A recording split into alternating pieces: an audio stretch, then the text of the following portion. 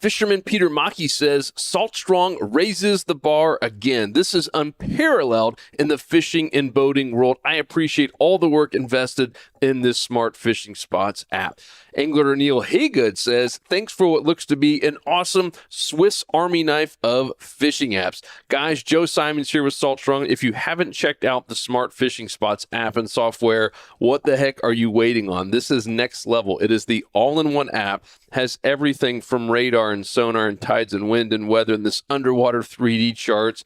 It is absolutely amazing for tracking all of your trips and predicting the best time and tide and time of day to go out there and catch inshore slams. It is all there in the Smart Fishing Spots app. And the best news is it's completely for free for our insider members. So if you've been on the fence, I hope this is what takes you over the edge. Come join us. It's saltstrong.com. You'll see a button to join us. For you current members, thank you guys so much. We have a whole lot more coming. Here's the episode. It's fishing, it's in my soul. Welcome to the Salt Strong Podcast, disrupting fishing entertainment as you know it. Prepare to laugh. Prepare to get to know fishing legends in a whole new and unfiltered way. And on occasion, you might even learn a thing or two about fishing. Here's your host, Joe Simons. Like diamonds. Hello, Salt Strong Nation. Joe Simons, like diamonds, back again. We got a crew talking about summer lures. We're going to talk about topwater, some soft plastic, maybe some hard baits, and also talk about different types of water, right? There is never going to be just one lure to use for any time or season that's just always going to work. The reason there's more than one lure out there. But there are some that do have a distinct advantage over other lures during certain times of the year, like summer, and going after certain types of species, and depending on the water clarity, because our guys over there like Wyatt in Texas have a little bit different view than some of us in Central Florida versus guys like Richard up in Jacksonville to Georgia. So welcome, guys. Matt and Yak, you're back. You were frozen earlier. I thought we were going to have a frozen Matt the whole podcast. Some connection issues, but we're all good now. Sweet. Cool. Well, Wyatt, why don't you kick us off since this was your idea? Wyatt's super passionate, always about talking about summertime lures. It's all fired up. Oh, yeah. I just like talking about the different presentations you can give because each season presents a new set of opportunities, challenges, different baits to match, things that happen commonly. So with summer, really the big kind of keys to hit on is we're coming out of spring. You've got a lot of small bait fish that showed up in the spring, and they're starting to get a little bit larger. Winds are starting to calm down a little bit from the terrible winds we get in the spring. And summer is probably when we have the dirtiest water, just because the warm water, I guess it influences more algae blooms or something. Whatever it may be, it seems like the dirtiest water I tend to encounter happens around summertime. So knowing all that, all of my presentations are going to be focused around kind of shallow water fishing. Redfish seem to be the easiest thing to target in the summer. So a lot of times I'm up really shallow. I'll talk about some other presentations you can give for other species as well. But my main lures that I always have tied on are going to be shallow, kind of mid-sized bait fish presentations. And I will have some color variances that allow me to fish in some dirty water. Whether that be just like a slam shady white that's got a little bit of sparkle in it, or I'll have like that gold digger color that's more kind of imitating like a gold spoon, just because you will find a lot of situations where that water's got some tannicness to it or a little bit of sediment in there. But really just sticking with small bait fish presentations that are kind of getting a little bit larger, 3 to 4 inch minnow presentations. I also really like topwater in the summer. Summer's, I think, topwater's main season, just because it gets so hot. The bite window is so focused early in the morning, and it's probably the best time of year to be throwing topwater because really early in the morning, those fish are fired up, trying to get that feeding window in before it gets too hot to feed during the middle of the day. So that's really like kind of the big keys for me is I'm just trying to maximize all the conditions and opportunities that summer gives me with all those different presentations. So if you could only have one lure to fish for the whole day, so this kind of eliminates topwater, assuming you're not going to use a topwater lure the whole day. One lure in summer in Texas. Man, I would probably have to say like Slam Shady 2.0 on a 1/8 ounce owner twist lock or Hoss hook, weighted hook, just because it's really, I love sight fishing. Summer offers a lot of that. And I think the 2.0 for sure is the best possible sight fishing lure. You can fish it early in the morning. You can burn it on the top and they will hit it on top. Come later on in the day when those fish are more lethargic and you really cannot be blind casting for them because you got to roll it right by their face. Otherwise, they're not going to eat it. And that 2.0 is just so easy to see when you're sight fishing. It gives the perfect presentation. That white works in both dirty water, tannic water, super clean water, whatever conditions you may have. I think 2.0 Slam Shady would probably be my optimal lure to use on an 1/8 ounce weighted hook. Works everywhere. Works on all types of fish. I think there's like 3 insider reports over this past weekend where people caught like Mondo, like PB best bass using the Slam Shady 2.0. And I think one guy was like shocked. He's like, I can't believe these work in freshwater. Heck yeah, they do. Bass annihilate those things. So we had a meetup here in Texas and there was a full slam that got caught by multiple people on this lure. I had my first really good flounder day in a long time using the 2.0, just rolling it over potholes, letting it settle. And then was like, damn, caught a 20-inch flounder this weekend and a bunch of other ones that are a little bit smaller. Tons of redfish. The trout were all over it as well. I mean, it's literally the only, like if you could only go out with one, I would definitely say 2.0. Love it. Tony, move on to you. Right. So I would definitely agree on the 2.0, Slam Shady 2.0. Over where I fish in Florida, Mosquito Lagoon, Indian River, Banana River, in the summertime, we do get a lot of that dirty water as well because of the algae blooms and we get a lot of water runoff. So the water dirties up. And I found that in the summertime, we also get these really sort of non-windy days as opposed to what we've been getting. It could be dead, flat, calm out there. And using like a jerk shad, like the Alabama leprechaun, using that to really work an area, you can still cover a lot of water with it and work an area thoroughly with a jerk shad, even in dirty water. Because, if you're fan casting an area, you want to cover every piece of little structure that you can. If you see a little tree limb sticking out, make a cast to it. It's more of a subtle presentation, especially for those fish that a little bit more sluggish in the summertime, especially when the water is really warm and, it's flat calm out there. Working something really slow can definitely help. And fishing like the paddle tail, like the Slam Shady 2.0, fishing it like a jerk shad, casting it out, letting it sink, bounce it a couple times, let it pause.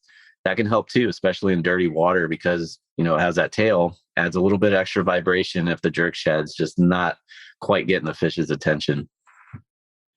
That's good. Pat, what you got, dude?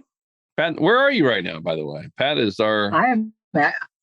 I'm actually over in Tony's neck of the woods. I'm in Cocoa right now, kind of back home. So it's good to be back. It's funny. I've been gone 6 months and I come back and it's like nothing happened. But water is a little bit cleaner here than when I left, so that's actually a good thing. A little more grass, looking pretty good. This is one of the disadvantages of going after Wyatt and Tony because I completely agree with what they would say. That's my my 2 favorites are the Moonwalker, topwater lure, and then whenever that bite dies off is going to a paddle tail, and that 2.0 is my absolute confidence bait.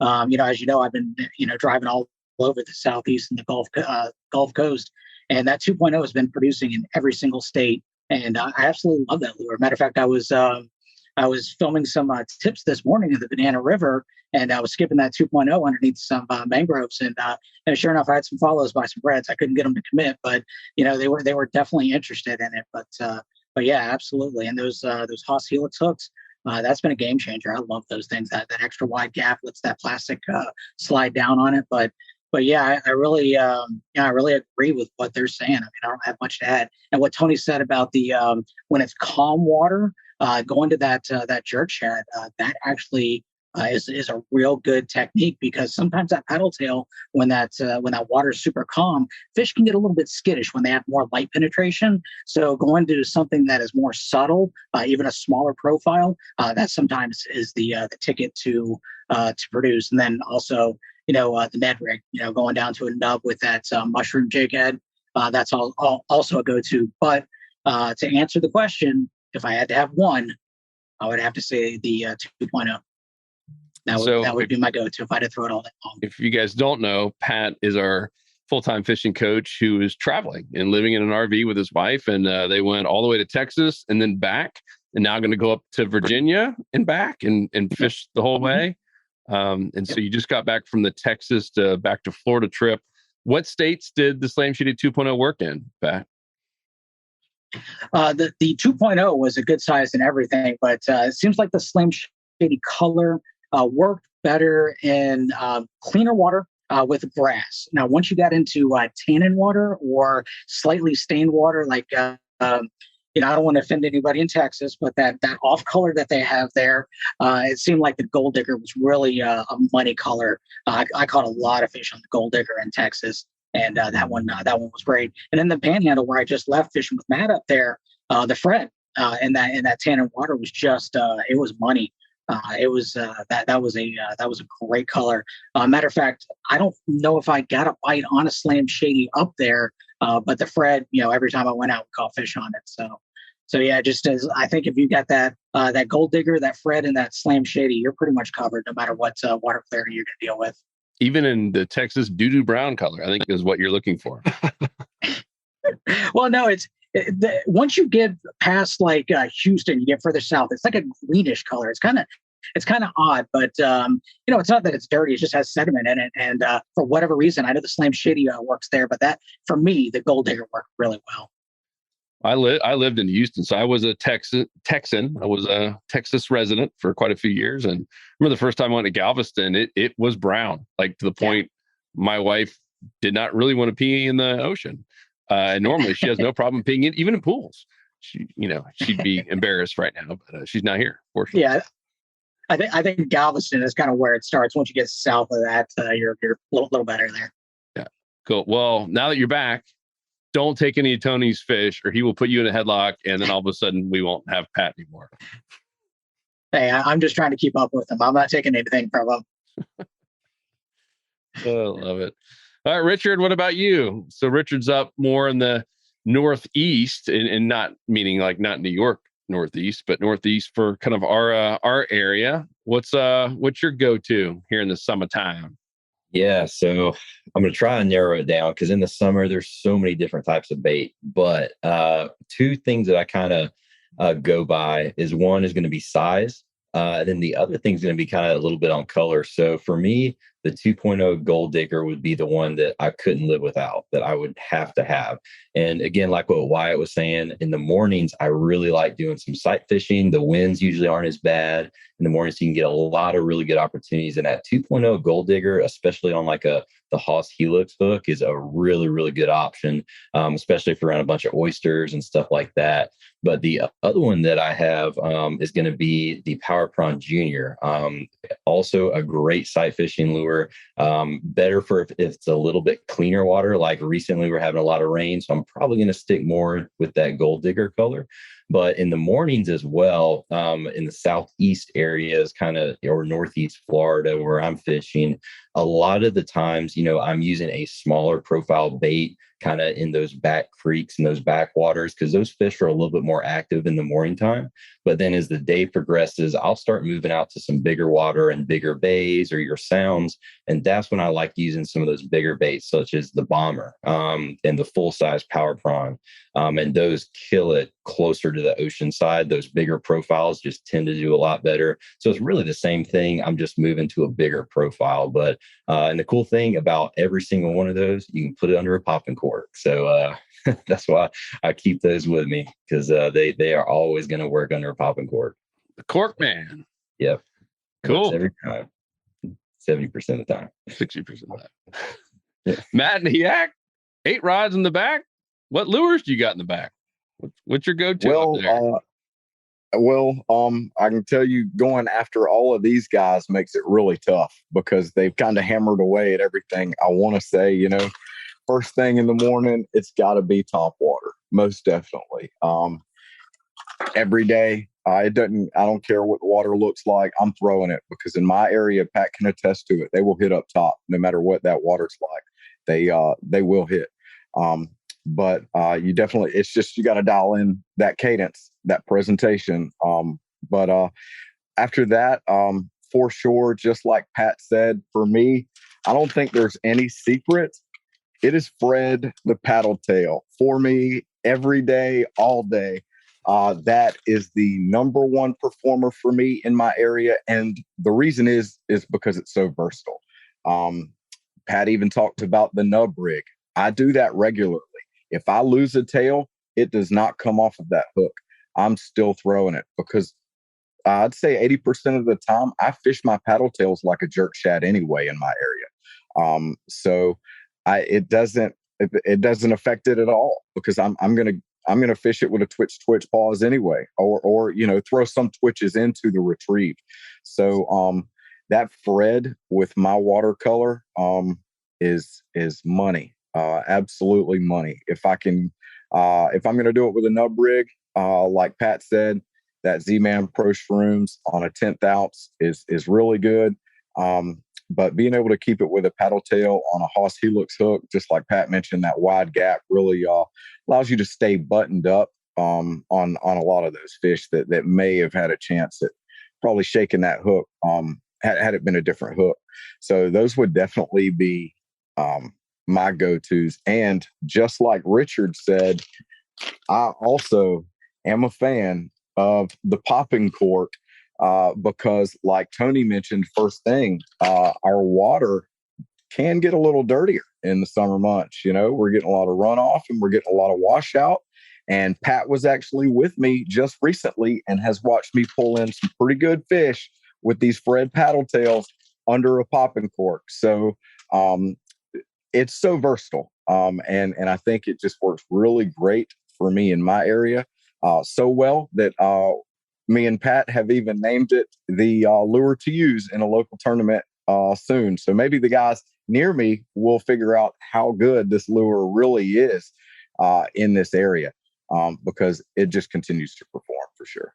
And talk about your area for those not familiar with the places you're fishing. Yeah, I'm in the Big Bend Panhandle area. I'm from Tallahassee, so I fish Panacea, Wakulla, Steinhatchee, St. Mark's, all the way to Port St. Joe, Panama City, Carabel. I'll load that yak up and do some traveling, but I cover a pretty good range of water, and I can tell you, in all of that, the Alabama Leprechaun and the Fred Paddletail are the two highest producing lures on a consistent basis for sure. Cool. And if you guys are listening, Matt was holding up 100 pack. I would highly encourage you, once you find one or two of these lures that are your confidence baits, buy a 100 pack. It'll save you tons of money. It's what every one of our coaches uses. Luke and I use every time we're out. I have my own little 100 pack. And I know for Matt in particular, he uses it as a pillow. So it's so big, it supports your head, and you wake up, your hair smells nice, like scented paddletail lures. And oh yeah, I can smell it from here. Woo. So good stuff. Luke, I got a feeling I know what you're gonna say. It's gonna be slightly different. Yeah, so I'll change that for daytime fishing. I agree spot on with what they just said for the exact reasons they just said, where the water's gonna be a little bit dirtier. I've been doing a lot of the 2.0s. And then also the bomber as well. Just if there's bigger bait, bomber, small bait, 2.0. But I've been doing a lot of night fishing. So I'll do like a little caveat for nighttime fishing. What I've been finding has been just absolutely amazing has been the power prawns. These original power prawns at night, just this past weekend, went out to catch crabs for tarpon fishing. And there were a lot of crabs fleshing out. There were also a lot of shrimp in there as well. And so then we got it done with catching crabs. I always bring a rod out. And so I had some power prawns rigged up, came up to a bridge. First 4 casts got hammered, like legit fish, caught a slot snook and then some smaller snook and jacks and stuff. But they're just totally dialed into these shrimp, especially at night. And so this has been something that I'm even daytime fishing too, but this is something I bring every single trip. It has been awesome. Even went offshore, or I should say near shore / offshore of the weekend. And that was doing great as well. Caught some grouper with it. Actually caught a mahi, my first mahi I've ever caught out of the bay boat in 50 feet of water, which is crazy. And it was just getting action. So those power prawns have been killer. Yeah, they're so versatile. What were you rigging it with? What size jig head when you're in 40, 50 feet of water? Well, for that, I have just a custom jig head that we're working on. It's a prototype, and so it's a 1/2 ounce, and we're making some heavier for the deeper water. So the 1/2 ounce, I had to let basically feed an outline just to make sure that I got down to the bottom. But once we get the full ouncers, it'll be good for up to probably 80 to 100 feet. But that's what I was using. But for the bridges have been like 10 to 15 feet of water, and just these hooks. This is one that's all pretty banged up. This is one of the Z-Man mag shrooms, and so you can get the heaviest ones, which is I believe 3/8 ounce, and that's enough weight to get it down there in the bottom. But yeah, it's been killer. And then for snook fishing at under the lights, like if you're fishing docks with lights, put the same power prawn on a Haas hook, and they absolutely hammer it. It has a nice motion, looks just like a real shrimp, and they will absolutely just unload on it. So yeah, for nighttime, those shrimp lures, at least lately, and it should continue, have been absolutely amazing. Is there anything else that you would put on there? Rhymes with juices loose. Yeah, I put that's without saying, right? Dr. Juice. I know. I believe in that. It's the inshore slam or the saltwater slam scent from Dr. Juice. I've now just been the biggest believer of scents ever. I used to not really think much about it, and now, like, literally all my clothes smell like Dr. Juice because I literally use it every trip. It's funny, when we're out, a lot of times people will recognize us either on the water at the ramp, and it's always Slam Shady and Dr. Juice. Hey, it's a salter. Remember those young guys? It was hilarious. They were in a small little skiff, and like you could tell they were like going through the bag as quick as possible because we were passing them, and they're like, Slam Shady and Dr. Juice, we love it. I was like, that's hilarious. So funny. Just stuff keeps on working. What I love about this is it's the power of the simplicity, right? I've watched similar types of podcasts and videos like this where you have 6 to 10 bass anglers on, and every one of them says something completely different, and right, and that's sometimes confusing, right? Because one guy says this, the next guy says something completely different. You're done. And you're like, all right, I don't even know what I should get. I guess I should just buy all 10 lures. Where this was pretty consistent across different states, which is pretty awesome. Anyone else have other things they like to use, certain colors, or any tips on, hey, if this isn't working, right? Because that does happen certain days, times of year where your tried and true, your confidence lure like a Slam Shady 2.0 or Fred just isn't working the way you want it to. What do you guys do? I've got one right here. This is like a staple summer lure, and that's just a spoon. Because I talked about how much I love my soft plastics. 2.0 is phenomenal, but one thing you're going to encounter in the summer is all those little bait fish, specifically pinfish, that started getting a little larger. They got a little bit more gumption to them, and they're going to start taking the tails off of your plastics. Doesn't matter what you use, whether it's 2.0s, whether it's mirror lure, paddle tail, they will chew up all your plastics. And if I don't want to go through a whole 100 bag, I'll switch to a Johnson spoon or an Aqua Dream spoon. They have a tough time taking a nick out of these, but they will still catch a ton of fish. Only problem with these is redfish aren't really great at hitting these and hooking up on the first try. So you have to make it a little bit easier on them with your retrieve. I like to just roll it and then give it just one quick bounce. Also helps knock off grass. But as it's fluttering down, a lot of times it helps them just kind of fit it in their mouth a little bit better. It's a little bit slower moving, but that just kind of quick 1/2 second pause helps those reds jump on it. I don't tend to catch a ton of trout on these.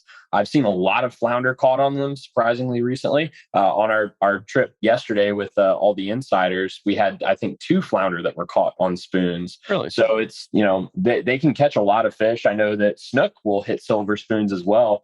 I wouldn't say that there's a huge, you have to use a gold spoon or you have to use a silver spoon. I've used bronze spoons, gold spoons, silver spoons. I'd say gold spoon's probably the one I gravitate to first. The biggest red I've caught this year was on a bronze spoon. The silver spoons I tend to use in the surf for, just anything. But it's a tried and true lure that's been around for forever. And if your plastics are getting chewed up by puffers, if you're in Florida or pinfish in Texas, whatever it may be, I would switch to a spoon so you don't burn through a bunch of them. Cool. Who else? Yeah, I've got I'll just throw in the Topwater. It was mentioned before, but if you like just the thrill of a fun strike and big strikes, Topwater is awesome, particularly in the twilight. So not so much when the sun's up and your shadow is really bright, but before the sun comes up and during it, this Topwater has been awesome. And if you do go Topwater, highly recommend the inline hooks. Something that I thought was a joke when I first saw it. I was like, why would I switch out trebles for inlines? It has been just so much better, especially for areas like where I fish and a lot of the Tampa Bay areas, Central Gulf Coast. There's a lot of seagrass. In the summertime, a lot of the seagrass is floating on the surface and can be a nightmare with trebles. And so we have the inlines, you snag less floating debris, safer for you unhooking the fish. And it actually does a good job of weeding out the ladyfish and the smaller stuff that kind of are a pest. I've had many times those smaller fish, they can't really get hooked quite as well with the inline hooks, and that bigger fish will see the commotion and think it's stealing an easy meal, and it'll suck down that lure. And now you've got it hooked. So highly recommend Topwater, highly recommend the inline hooks. Our moonwalkers come with inline hooks and works great. So highly recommend this one. But if you have your favorite Topwater, put some inline hooks, and I think you'll be really happy with it. Cool. What you got, Pat? For anybody that's skeptical of the inline hook, so my tip was going to be about Topwater, but adding on to what Luke was saying, Matt and I just fished a tournament last weekend where everybody had to throw the same exact lure. It was a Topwater, no modifications.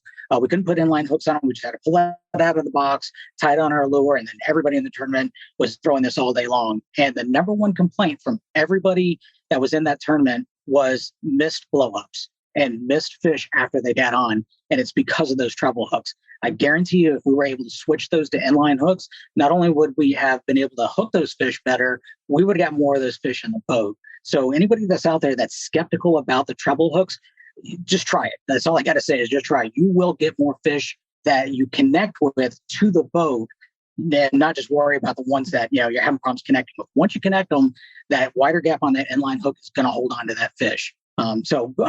Moving on from that, the actual tip that I had is if you're fishing with Topwater, say you're fishing that moonwalker and you are just getting those short strikes, first thing you need to do is change up your cadence. That was actually what I actually wound up winning that tournament, and it was because I was using a cadence that nobody else was using. It was real slow. If your cadence isn't working and they're still swinging and missing at it, then a real good thing to try is use a jerkbait with a weightless worm hook, an extra wide worm hook that will allow that lure to sink really, really slow and fish in the same areas of those Topwaters. And what it'll do is this will be subsurface, but it'll still be at the higher end of the water column, and you'll have definitely better connection with that. And what I would recommend is use a jerkbait that mimics whatever Topwater color that you're getting strikes on. So if you had the Moonwalker, that white color, then a good comparison would be to use the Slam Shady jerkbait on a weightless hook. And you can convert a lot of those swing and misses into hookups.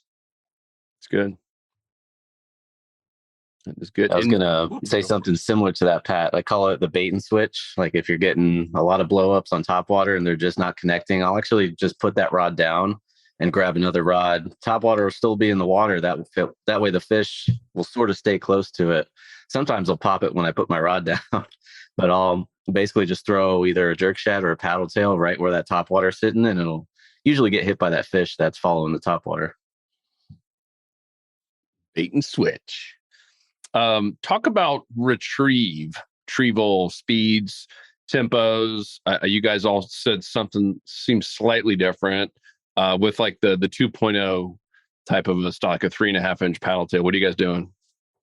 So for me personally, again, usually when I pull out the 2.0, I'm fishing for redfish. I find that redfish really key in on something that's consistently moving. If I'm sight fishing, I make a slight adjustment, but if I'm blind casting for reds over shallow grass flats, potholes near oyster bars, whatever it may be in that kind of 2 foot range, I'll say average, it's just a constant roll. And maybe once or twice throughout the retrieve, I'll mix in a pause, not like a pop, just a pause that'll let that lure kind of sink just a little. And that's similar to what I talked about with the spoon. As that paddle tail's rolling, a lot of times those redfish will track. And this is just I would really recommend folks trying to sight fish, walk shorelines or troll really shallow. You learn a lot watching how redfish react to certain lures. You can really become a better blind caster trying sight fishing. You're not going to catch as many fish, but it is well worth it for the research you're going to get. And what I see a lot of times is redfish will track on these paddle tails, and I will maybe try and mix in 1 or 2 pauses throughout the retrieve, but the pauses take up time and you want to try and cover as much water. So I mix in a few just in case there's a redfish tracking at that time. But when I'm blind casting, it's mainly just a straight roll, and it's about this speed right here. It's generally the fastest I'm going to retrieve a paddle tail the entire year because the water temperature's up. The fish's metabolism is up. They have to eat a ton in the summer to keep up with it. So what's going to happen when I'm sight fishing is when I see a redfish, the best thing you can do is pull it right past the dinner plate, which is about a foot in front of their face. And then right when it passes by them, give it that drop or a pop, something that's going to change that lure's kind of traction as it's going through the water. That difference in speed usually triggers that reaction bite. That's generally how I get a redfish to eat every time. You just roll it right by their face. A lot of times they'll suck it down right when it's rolling past them. But if they don't react to it, or they just kind of turn and look at it, give it that drop or give it a pop. And, if you've got several fish you're going to encounter on a shoreline, you can test out what works best. But that's kind of how I go with redfish. I'm sure some of the other coaches will cover other species, but that's mainly how I work the 2.0 in the summer. Who else has got tip? Retrieval. Yeah, for me, Wyatt was spot on with redfish. And then a lot of the waters that I fish, a lot of times you can't even see the fish. You can just see the wake. So having that little bit of extra vibration with that paddle tail, a lot of times you can tell they really do follow it. And they'll either hit it, if you kind of put it right in front of that dinner plate, or you just let it do that little pause. A lot of times they'll pick it up and they'll think they spook it. So yeah, redfish, that's spot on. And for trout, I really, really do well on, and I do this during the fall and the summer, but anytime that lure is falling. So I really like using lighter jig heads a lot of times for trout, just because it gives the lure more time to fall. And with a paddle tail, it takes even longer. So even in the fall, in colder months, that's a good time to do it. But in the summer, it's still really good because in the summer, a lot of times those fish do go deeper. And if they have a kind of simulation of a dying bait fish coming down, they will smack it. So that's a really, really good technique I like to use. And then the other thing is, if I'm using more of you got to think of what type of bait you're using. If you're using like a shrimp, like the power prawn, unless I'm fishing docks at night in current under lights and things like that, I really like using a little bit heavier of a jig head that I know I'm going to be able to connect with the bottom. Because then you can kind of make those little mud plumes or hit it on top of oysters. And a lot of times that's where those little shrimp are going to be. They're going to kind of be on the bottom really until a redfish or a predator fish comes along and spooks them. Then that's when they'll jump and you get to see them kind of on that surface. But for the shrimp type imitations, I like doing a little bit heavier of a jig to have them on the bottom. But unless you're doing like what Luke is doing, I love using a weighted hook like the Haas hook, because you can throw those in a dock light and have them drift in the current, and it is absolutely lights out. No pun intended with that. So lights out night fishing. I get it. Another technique I used to use this a lot is called dead sticking, and it's better with baits that have scent. So if you're using a regular soft plastic, have either Dr. Juice or something you can put on there to scent it up, or gulp. Gulp works really well. And what you're basically doing is you're just casting your lure out and letting it sit for quite an extended period at a time. It could be anywhere from 30 seconds up to 5 minutes. And when you let it sink down to the bottom. Once you're done waiting that however long it takes, give it 1 or 2 pops and then let it sink right back down. And this works best if you're in an area that has fish, you see fish around, you're spooking fish. Not really good for power fishing, trying to cover water, trying to locate fish. But for an example, a few years back, I was using a gulp jerk shad, and I knew there were big redfish in the area. So I just cast it out, set it in the rod holder, and I was doing something, rearranging something. And within about 2 minutes, the rod bent over and I had a 40-inch redfish on. So that can be a great technique too for fish that are very skittish, very sluggish, and they'll actually use the scent to hone in on your lure as opposed to, the action of the lure. So just another way to go after them that way as well. Good. Really good when it works. Really good when it works. Yes. Yeah, It does work as long as you're in an area with fish. It's just like when you're using cut bait or dead bait. You don't want to just throw out cut bait hoping there's fish around you, because it could take forever or you may not catch any fish at all. So it's really more about being in the spot where the fish are. Even if they're not very active, it can definitely get them going. I remember seeing that insider report, and you had the whole thing was videotaped. You cast it out, and I think you're setting up like a mullet rig or something. Yeah. And then all of a sudden, you can see that you hear the rod, and Tony looks over, and his rod's keeled over, and the line's shooting out. It was a beast of a redfish. That was really cool. I'll add one thing to this retrieve, and it's in line with what everybody's saying, but the depth control focus is that the depth control is crucial, particularly once the sun's up. And a lot of times in the summer, the fish will pretty much be on the bottom. In many cases, they'll kind of shift out to a little bit deeper water. And if you're not getting down there close to the bottom, you're not going to catch fish. And you can have the best retrieve possible, but if it's up here on the surface and the fish are on the bottom, they're probably not going to come up and eat. They'll probably will in the morning or in the twilight period, which is why topwater is so awesome. But as soon as that sun's up, just make sure that whatever lure you're using, whether it's the paddle tails or the shrimp lures or whatever, just make sure that it's weighted properly so that you can effectively fish on the bottom. Most of the feeding is happening on the bottom, especially redfish. They like to pin their prey down against the bottom. And if you're not there, you're going to be missing out. So we actually have, if you need help doing that, we have a guide for matching the right weight, the right weighted hooks or the right jig heads for all of these soft plastics we've talked about. And you can go to saltwater.com and just use the search feature for like depth guide, like lure depth guide, and you'll see it on there. Very helpful. It's a little printout you can even take with you. It's such an important factor. We wanted to make sure that you had all the intel you need. Yeah, we've had some people laminate it, take it out, keep it on the boat. Smart. That's good. What else, guys? Any other cool, unique tips for the summer? I know we'll have more podcasts about this, but we wanted to do one specifically just on lures. And thankfully, we did not pre-plan this. It was all pretty simple, right? You don't need 30,000 different lures. And even tomorrow, we're going fishing with Wader Day. We'll be weight fishing, and that's when you basically put just enough to fit in a fanny pack. And guess what? We're going to keep it super simple. I'm going to take Power Prawn Junior and Slam Shaded 2.0, and that's it. And maybe a bomber, and maybe one gold spoon. But that'll be it. And then some line, and we'll probably catch a ton of fish. Just keeping it simple. And you can find all this stuff at fishstrong.com. Insiders save 20% or more. Sometimes even some BOGO deals. Got all kinds of cool stuff happening this summer for our members. And definitely check out the Smart Fishing Spots system. It's it is the best tool I've ever seen for pre-trip planning to help you find new spots. And now I'm using it for weather and radar and just the normal day-to-day stuff I was using anyways. It's so cool. What else, guys? Anything else that we missed or that would be helpful for summertime lures? I'll say there's probably one more thing. We all touched on Topwater being a great lure to use in the summertime. One final thing I want to say is that a huge mistake I see people do with Topwater is that when they get a strike, they don't, they think, either they didn't get the fish, they need to reel it all the way in, or they stop and they wait for the fish to come back. If you're not going to do that bait and switch method that Tony was talking about, you need to keep working that lure. We've had a couple of videos on this, but I always anytime Topwater is mentioned, I just see so many people not know how to follow up after a strike. They get surprised and they stop working the lure.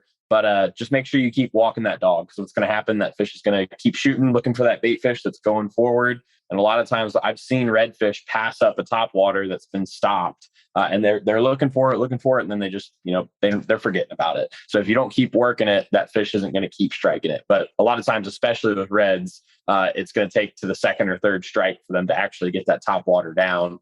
But no, it's just make sure you keep working those topwaters, because now is a fantastic time of year to be using those moonwalkers and getting on a bunch of big reds and snook and trout early in the morning. I was going to say too, with most lures, summertime, springtime, wintertime, doesn't really matter what time of the year. Make sure you're working them all the way back to you. I've had fish hit right at my feet sometimes because they'll follow the lure if they're being very finicky, very picky.